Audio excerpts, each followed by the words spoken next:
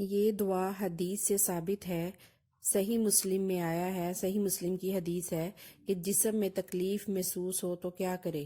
رسول اللہ صلی اللہ علیہ وآلہ وسلم کا فرمان ہے، جسم کے جس حصے میں تکلیف ہو اس پر اپنا ہاتھ رکھو اور 3 دفعہ کہو، بسم اللہ، اللہ کے نام سے، بسم اللہ، اللہ کے نام سے، بسم اللہ، اللہ کے نام سے، تو انشاءاللہ درد جاتا رہے گا اور تکلیف محسوس نہیں ہوگی۔ صحیح مسلم کی ایک اور حدیث میں آیا ہے کہ جسم کے کسی بھی حصے میں تکلیف محسوس ہو تو کیا کرے؟